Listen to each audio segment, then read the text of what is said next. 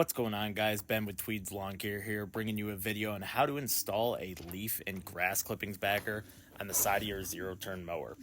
Also in this video, I'm going to show you the style bagger I got, as well as the lift and the blades. I ordered the bagger, mower jack, and blades through a company called Ballard Inc. I'd seen their videos online and through their YouTube channel and was curious on the side bagger. It was a tough decision trying to figure out if I wanted to go with the rear bagger or the side bagger. I'd always had rear baggers in the past. As you can see, I'm showing you my dull blades. I used them all spring and all summer, and they definitely were pretty rough. And I could tell from the cutting ability it was time to sharpen. It was tough for me to decide just because of the price point. The rear bagger from Toro was around $800, and I just couldn't justify spending that much money where this was around $500. The Makita torque wrench definitely came in clutch trying to remove these hex bolts. I'm not even going to attempt to try to remove them with an impact driver or drill. If you don't have a torque wrench, definitely a socket wrench would be your next best bet. As you can see right here, I'm using a scraper that I got from them. I believe it was around $15 to $20, just removing the excess grass clippings that got caked on from the bottom of the deck. One of the main reasons I bought the Super Jack, other than to change the blades, was definitely to scrape the bottom. Even though Toro TimeCutter comes with a hose connection to spray it out, it never truly gets off all the gunk.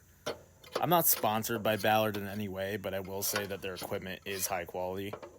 The Super Jack is solid steel, has a nice grip and handle, run flat tires, easily fulcrums when I tried to lift up the mower. I will also give props to Ballard. I contacted them directly to see if this mower would work with their lift. They were unsure if it did, so I went out on a limb and ended up purchasing it. Luckily, it does reach the deck in order to fulcrum it up. The little scraper is a nifty little tool that I use. I wouldn't say it's necessary, as you could just use an ice scraper, flat bar, anything you can find to scrape off the grass clippings. I figured I'd throw it in when I bought all this stuff from them. When I decided to purchase a side bagger, I knew I was going to have to assemble it. I'll attach a photo showing you exactly how many parts came with it. The instructions were pretty clear, but I will say that if you're not used to assembling things, it can be a little bit complex. It definitely scratches an itch to try to scrape everything off the bottom, but I could be there forever. It's never going to be perfectly clean, and then next time I mow it, it's just going to get dirty. I purchased the Gold Hybrid braids from Ballard. They're 18 inches long. I would definitely verify the size of your mower deck blades before purchasing. They are definitely not all standard. Ballard claims that these blades never need to be sharpened in the lifespan of using them.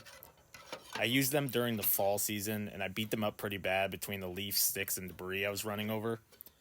Even though the company says they never need to be sharpened, I went ahead and purchased a blade assist sharpening stand from Ballard as well. It attaches to the bench grinder and allows for easy, precise angles to be cut on the blade. It's important not to create a very sharp edge on your blade, as they will dull much easier.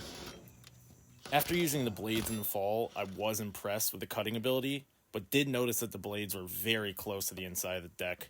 They definitely need to be precisely lined up in the center when attaching them. The bolt I just attached went in at a slight angle for sure, and I was nervous that I stripped it.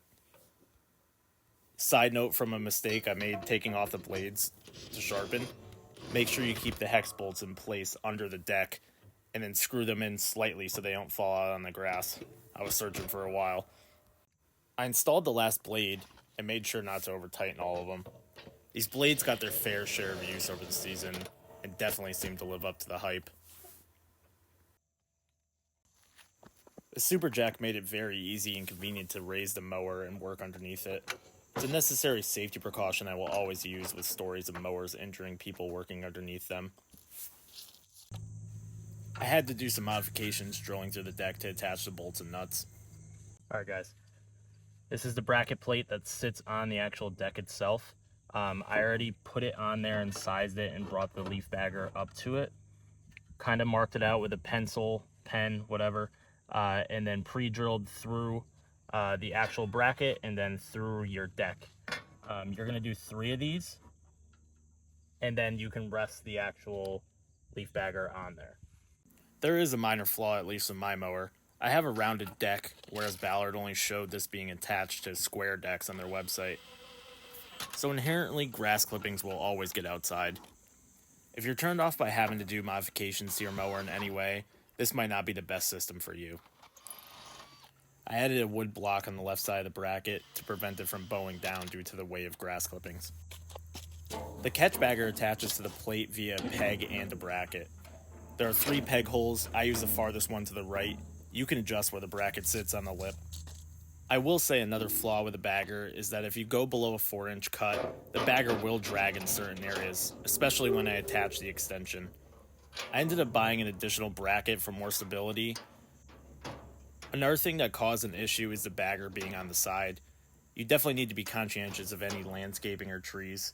I hit a few rocks while driving around. To empty the bagger, you undo the pin and lift up the back plate. Depending on if the grass is wet or leaves are compacted, it can be pretty heavy to offload. I ended up having to buy a top cover as the dust and clippings were flying out at me while mowing. Overall, I am happy that I bought the bagger, but with the addition of the extension bracket and top cover, it almost equated to the price of a rear bagger. One thing's for sure, it looks pretty damn cool. Only time will tell how this bagger holds up. Until next time, thanks for watching, guys.